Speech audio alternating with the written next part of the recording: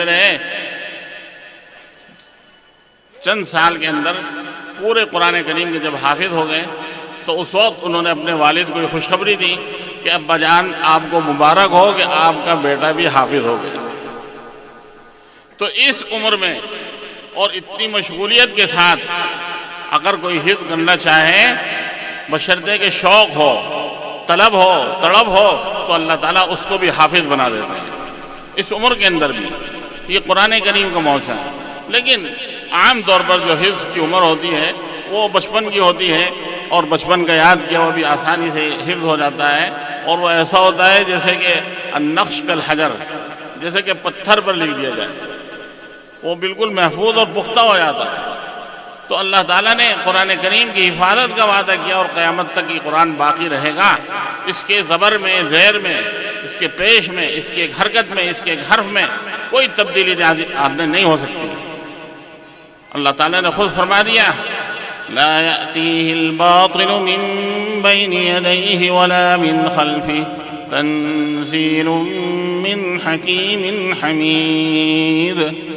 باطل نہ اس کے آگے سے آ سکتا ہے، نہ اس کے پیچھے سے آ سکتا ہے، اس لیے کہ نازل کیا ہوا اللہ کا ہے جو بڑی حکمتوں والا ہے اور بڑا قابل تعریف ہے۔ ایک ایک زبر اور زیر کو اسی طریقے سے محفوظ رکھا گیا ہے۔ جس طرح قرآن کریم نازل ہوا تھا اسی طریقے سے آج بھی وہ اسی طرح محفوظ ہے، اور قیامت کی صبح تک محفوظ رہے گا۔ جو قرآن کو مٹائیں گے وہ خود مٹ جائیں گے، لیکن قرآن نہیں مٹے گا، اور مٹانے کی بڑی کوششیں کی گئی۔ جب اس ملک کے اندر انگریزوں کا غلبہ تھا تو انہوں نے اس بات کا اندازہ لگایا کہ اسلام کو اور مسلمانوں کو مٹانے کی کیا صورت ہے۔ تو بہت غور فکر کرنے کے بعد انہوں نے کہا کہ اسلام اس وقت تک نہیں مٹ سکتا جب تک کہ قرآن ان کے اندر موجود ہے اور علماء موجود ہیں۔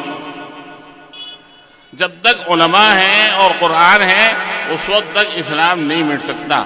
اگر اسلام کو مٹانا چاہیں تو اس کے لیے پہلے ان دونوں کاموں کو کرنا پڑے گا، اس کے بعد یہ ممکن ہے۔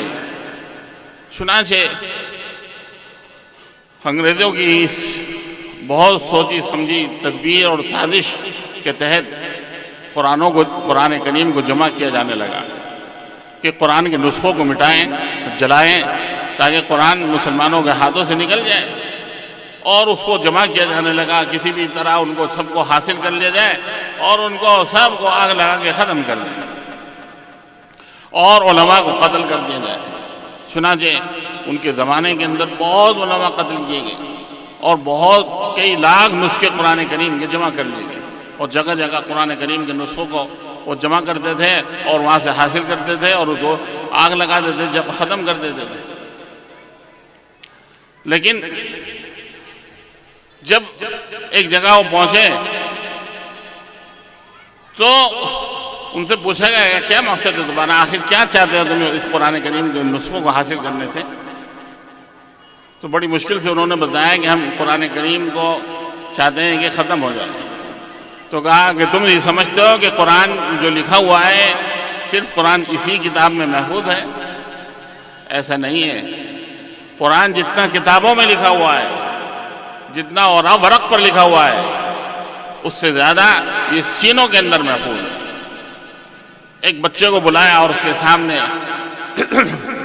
قرآن کریم پڑھنے کے لیے کہا، وہ بچہ فر فر پڑھتا چلا گیا۔ دوسرے کو بلایا، وہ بھی اسی طرح، اور ذرا کوئی غلطی ہو جاتی تو فوراً تیسرا بچہ اس کو ٹوک دیتا تھا۔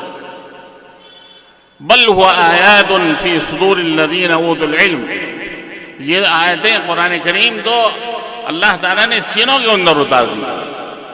سینوں سے کوئی نہیں مٹا سکتا، کاغذ کو جلایا جا سکتا ہے لیکن سینے کے اندر سے نہیں مٹایا جا سکتا۔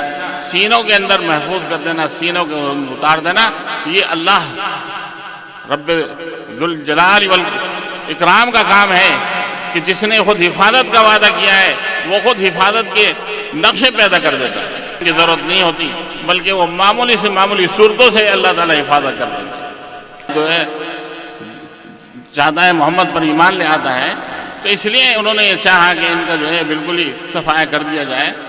انہوں نے جب اسکیم بنائی تو اللہ تعالیٰ نے حکم دیا کہ آپ یہاں سے نکل جائیں۔ آپ کے پاس امانتیں تھیں، حالانکہ اس سب کے باوجود مشرکین مکہ کو یہ اعتراف تھا کہ امانت دار ہیں۔ چنانچہ آپ کے پاس جو امانتیں تھیں، آپ نے اس سب کے باوجود وہ ساری امانتیں حضرت علی کے سپرد کی اور اپنے بستر کے اوپر ان کو لٹایا اور بتایا کہ یہ ساری امانتیں جن جن کی ہیں ان کو پہنچا دینا، پھر تم بھی بعد میں آ جانا۔ اور نبی کریم علیہ السلام حضرت ابوبکر صدیق رضی اللہ تعالیٰ عنہ کے ساتھ ہجرت کے سفر پر نکل پڑے۔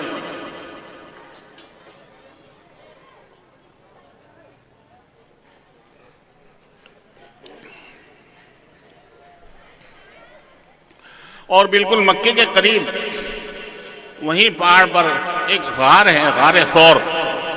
ابوبکر صدیق رضی اللہ تعالیٰ عنہ اور آپ اس کے اندر 3 دن ٹھہرے رہے، اور وہ لوگ آپ کی تلاش میں ادھر ادھر پھرتے پھرتے بالکل آپ کے قریب پہنچ گئے، لیکن اللہ جسے اللہ رکھے اسے کون چکھے، جس کی اللہ حفاظت فرمائے اسے کوئی اس کا بال بیگا نہیں کر سکتا۔ وہ لوگ بالکل آپ کے پاس غار کے قریب پہنچ گئے، اور ابوبکر صدیق رضی اللہ تعالیٰ عنہ گھبرا رہے تھے کہ اللہ کے رسول کو کہیں یہ لوگ پکڑ نہ لیں۔ نبی کریم علیہ السلام سے جب انہوں نے کہا کہ اللہ کے رسول یہ تو بالکل قریب آ گئے، تو آپ نے فرمایا اِذْ يَقُولُ لِصَاحِبِهِ لَا تَحْزَنْ إِنَّ اللَّهَ مَعَنَا۔ جب ابوبکر صدیق رضی اللہ تعالیٰ عنہ نے اپنی گھبراہٹ کا اظہار کیا تو اس بالکل خوفناک